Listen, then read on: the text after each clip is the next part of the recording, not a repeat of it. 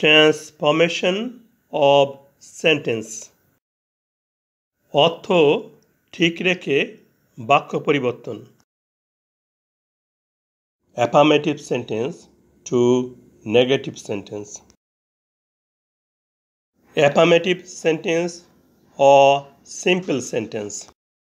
Johnny is too fat to run. Johnny দৌড়ানোর পক্ষে খুবই মোটা।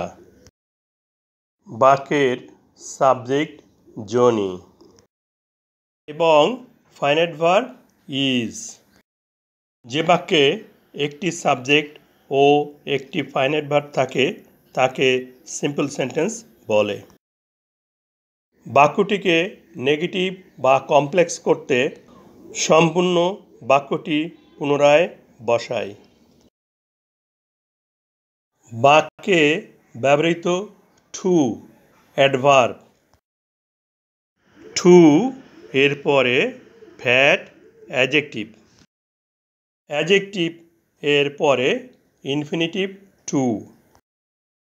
সেন্টেন্সটিকে নেগেটিভ বা কমপ্লেক্স করতে অ্যাডভার্ব টু এর স্থলে সো বসবে। অ্যাডজেক্টিভ এর পরে কনজাংশন দ্যাট বসবে, অর্থ যাতে। বাক্যের সাবজেক্ট আছে জনি। জনির pronoun he. এই প্রোনাউন হি আরও একটি কনজাংশনের পরে বসবে। ইনফিনিটিভ টু এর স্থলে ক্যানট বা কুড নট বসবে। এ বাক্যে ভার্ব আছে ইজ, প্রেজেন্ট ইনডেফিনিট টেন্স। বাক্যটি প্রেজেন্ট ইনডেফিনিট টেন্স হওয়ায় ইনফিনিটিভ টু এর স্থলে ক্যানট বসবে।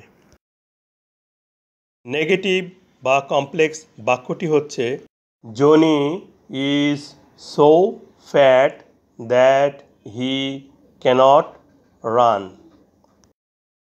জনি এত মোটা যাতে সে দৌড়াতে পারে না।